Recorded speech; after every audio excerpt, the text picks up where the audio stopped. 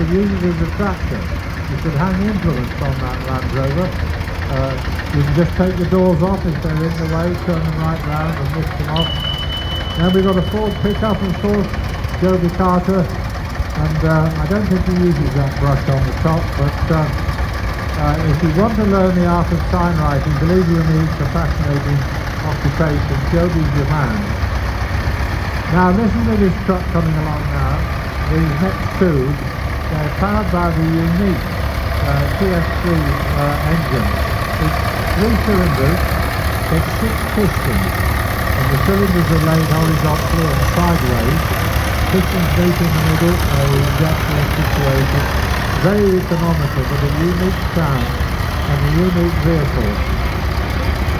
It's only 3.5 litres, so it's only the size of a decent car engine, and yet it's spitting out 135 horsepower in the biggest version. They were very, very popular in the Yorkshire Dales where I was born and brought up, working out of the local quarries. They were considered to be the best in the line that you could buy at the time. Now we're moving on to tractors, led by our head tractor steward, Steve, on his little Deutsch. This is a German tractor by its name, of course. It's a single cylinder, only 20 horsepower, and they were greatly favoured in France and the Low Countries where strip farming is more popular. It's 10 speed, it has a high and low gearbox, no 3-point linkage on the back. A lot of these tractors you'll see now carrying instruments, that is the Category 1 or Category 2 3-point linkage developed by the late great Harry Ferguson. He made a mark on British tractors, or worldwide tractors for that matter, in developing that 3-point linkage. And it has been adopted by virtually every tractor that you will see. They all use Category 1 or Category 2, or indeed the bigger horsepower tractors will go up to a much heavier size. And it was an invention of Harry Ferguson. It's a long, long story which I haven't got time to tell you now. The David Brown's coming along now. We've got a Crop Master, a 25D, again carrying implements. We've got one with a plough, one with a little fertiliser distributor. They're quite rare, of course, fertiliser distributors. The fertiliser rotted them and they got abandoned very quickly. Later David Brown there in cream and chocolate.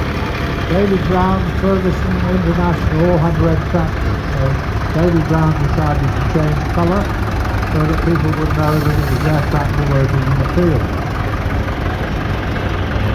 And the last of the very Ferguson tractors is the grey and gold one, the Ferguson 35, just before it became part of Massey Ferguson. And you can see there a Massey Ferguson tractor, still very much in its working clothes. The one behind showing the Pigeon Line forage harvester. That was the start of silage making in this country, really. A very elderly Fordson Major with a plough. Now the one behind it is quite an interesting tractor. It's the Fordson Major, but the grey bonnet would tell you it's an export model, and that one actually came back here from Canada.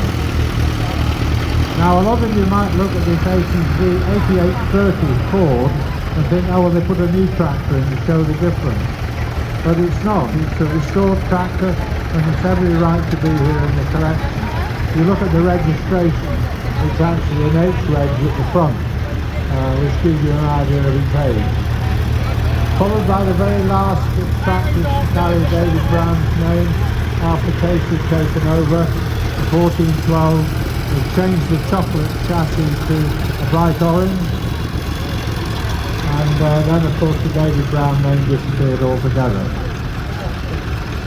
Another earlier David Brown, the 770, interesting little tractor that one, because it started life with a petrol engine and they converted it to diesel, which is why the injector pump sticks up out of the side of the bonnet, because that's where the distributor used to be on the petrol engine. Now the bright orange tractor, probably one of the oldest we've got here in the parade, This is the tractor that fed the nation during the Second War. These were the ones that were driven by the Landgrove, who did a fantastic job. A very heavy, slow, cumbersome old tractor to drive, very difficult to start, and they're not happy unless they're boiling, frankly. So the ones they built during the war were fitted with a little temperature gauge to tell the girls to keep the blind up and get them nice and warm. David Brown with a little cruise link box on there with a couple of stones in. And then the original grey Fergie, petrol TVO Fergie, that one has got a Ferguson crane on the back. Little orange tractor going past me now, Alice Chalmers, with a mid-mounted cultivator. Before we had a lot of the current sprays to keep the weeds down in your crops, you had to regularly hoe between the rows. That was the ideal output for the job.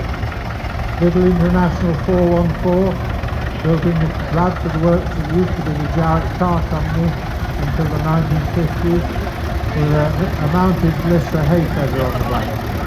Another interesting Ferguson implement there on the next grey Fergie. You can see that butterfly flower it's called, and its name gives you an obvious idea to the features of it, because you've got the two furrows, one stuck up and one in work. A later Massey there with a 550 with the safety cab on, and then a little French interloper there, the Massey 130, built in Beauvais in France, imported as part of the Massey line. Not much stronger than the grey Fergie that follows it. That's followed by a 135, probably the most successful tractor ever built, I would imagine. Certainly the most reliable, bomb-proof tractor you could ever want to own. And a lot of them still doing service can be found in farmyards on muck scrapers and the like. And there's its bigger brother, the 165, the same but different in terms of tin work, but of course more horsepower, bigger wheels, carrying a nice Ferguson cultivator on the back.